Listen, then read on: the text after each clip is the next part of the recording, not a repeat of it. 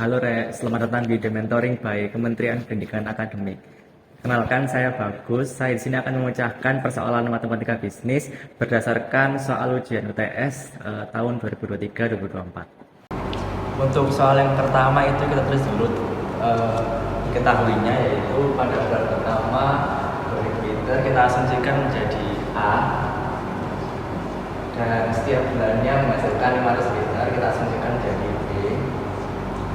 Lalu ditanyanya berapa liter yang dihasilkan pada bulan kelima, ya, yaitu kita menggunakan rumus UN sama dengan A ditambah dalam kurung N kurang 1 dikali B, ya. Kita masukin aja A dan B, dan juga liter pada bulan kelima ini kita asumsikan menjadi N.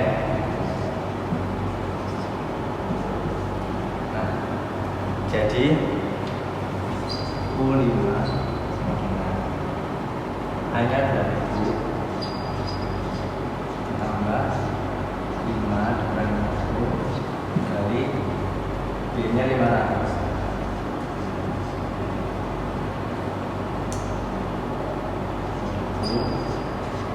tambah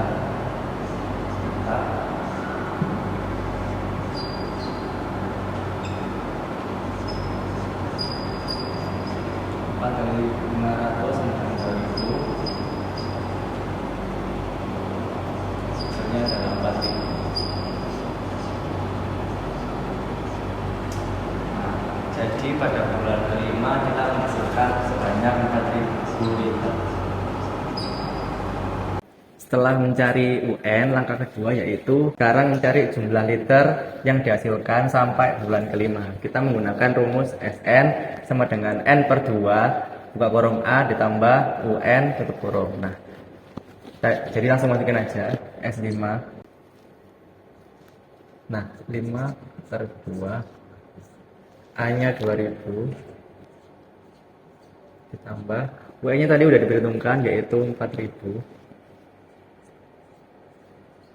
tutup kurung.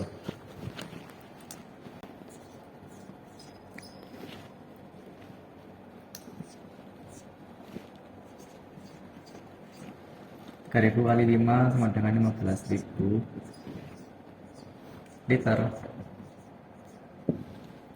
Jadi jumlah liter yang dihasilkan sampai bulan kelima yaitu 15.000 liter.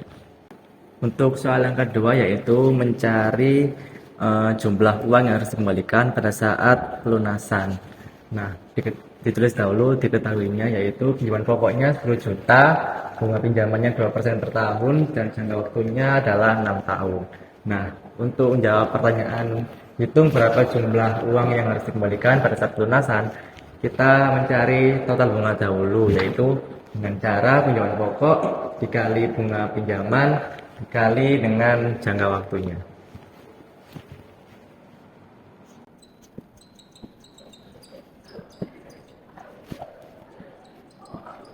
Setelah dicari total bunganya, kita mencari total pengembalian.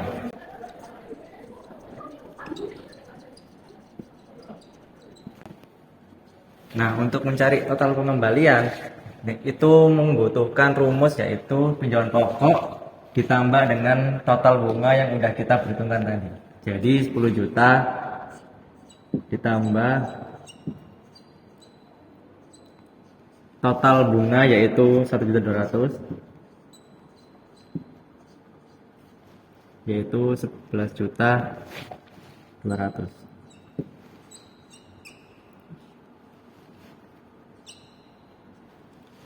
Jadi total pengembalian yang harus dikembalikan nasabah dalam jangka waktu 6 tahun dengan 2% bunga pinjaman itu sebesar 11.200.000. Untuk soal nomor 2 kan ada 2 pertanyaan ya.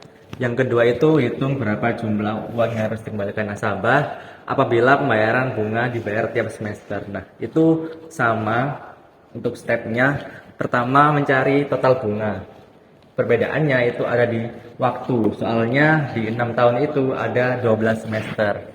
Jadi 10 juta dikali 2 dikali 12 itu hasilnya 2.100.000. Nah, untuk step yang kedua yaitu mencari total pengembalian. Itu pinjaman pokok ditambah total bunga. Jadi total bunga ketika tiap semester itu 2.400.000,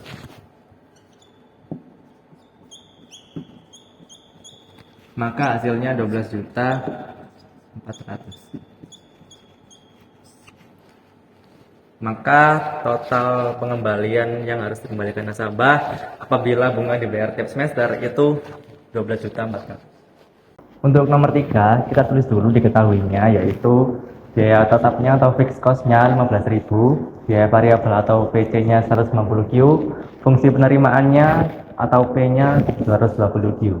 Untuk ditanyanya BEP-nya, nah BEP itu rumusnya itu PC per P dikurangi VC. Nah itu kita tulis saja.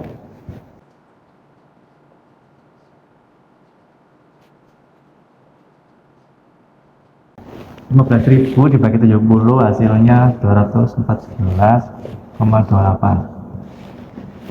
Untuk soal B itu kita tulis dulu biaya produksinya, di mana biaya produksi itu VC kali N ditambah FC.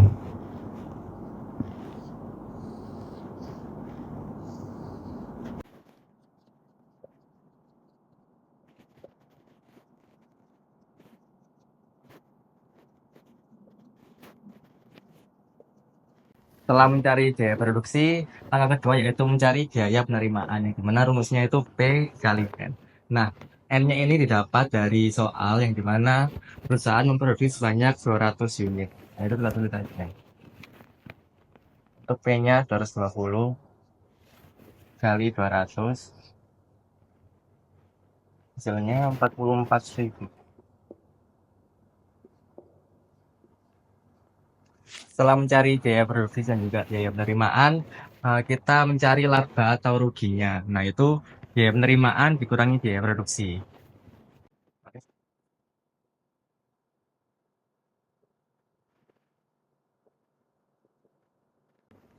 Setelah dikurangi biaya penerimaan dan juga biaya produksinya, di sini kan hasilnya minus. Nah, apabila hasilnya minus, itu maka perusahaan mendapatkan rugi sebanyak 1.000 apabila memproduksi sebanyak 200 unit.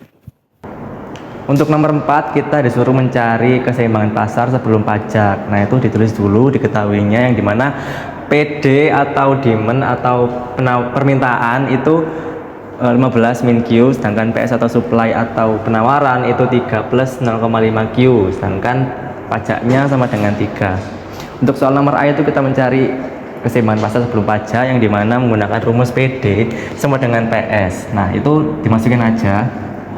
PD nya 15 min Q sama dengan 3 plus 0,5 Q. Itu untuk memecahkan perhitungan ini kita samain dulu untuk variabelnya, yang dimana min Q itu tetap, dan juga 0,5 Q yang dimana plus berbeda ruas sehingga menjadi min 0,5 Q. Nah, untuk 15 yang di PD itu dipindah ruas menjadi minus 15 ditambah 3 plusnya ini tetap, sehingga ketemu Q nya sama dengan 8. Untuk mencari P itu menggunakan persamaan, yang dimana kita buktikan di sini PD-nya 15 min 8 sama dengan 7, dan juga PS-nya 3 plus 0,5 dikali 8 yang hasilnya juga 7. Itu membuktikan bahwa P-nya itu 7. Untuk grafiknya seperti ini, 7,8. Lanjut ke nomor 4C, yang dimana kita disuruh mencari keseimbangan setelah pajak. Nah, itu rumusnya sama, PS sama dengan PD saja, itu PS-nya menjadi absen karena ditambah pajak. Nah, yang ditambah pajak itu cuma supply aja, karena yang membayar pajak itu fungsi penawaran. Nah, yang ditambah itu karena P-nya di sini tidak ada variabel, maka yang ditambah itu cuma tidak ada. Jadinya 6 plus 0,5 sama dengan 15 min Q, ketemu Q-nya sama dengan 6. Untuk P-aksennya kita menggunakan yang PD 15 min Q. Nah, Q-nya ini sudah diperhitungkan yaitu 6. 15 dikurangi 0 sama dengan 9 sehingga menghasilkan kurva seperti ini. Untuk soal nomor 4C yaitu mencari berapa besarnya pajak konsumen, produsen, dan juga pemerintah. Nah, untuk konsumen sendiri itu menggunakan rumus TK sama dengan P aksen dikurangi P. Untuk P aksennya kan udah diperhitungkan tadi ya. Jadi langsung masukin aja 9 dikurangi 7 sama dengan 2. Hasilnya Rp2. Untuk produsen menggunakan rumus TP sama dengan T dikurangi oleh TK. TK-nya ini udah diperhitungkan ini jadi 3. T-nya pajak dikurangi 2 sama dengan 1. Terus untuk pemerintah menggunakan rumus T sama dengan T dikali Q. Jadi 3 dikali 6 sama dengan 18. Untuk pemerintah besarnya pajak itu Rp18. Terima kasih telah menonton The Mentoring. Semoga melalui materi yang kita sampaikan dapat membantu kalian saat mengerjakan UTS yang akan datang. Terima kasih.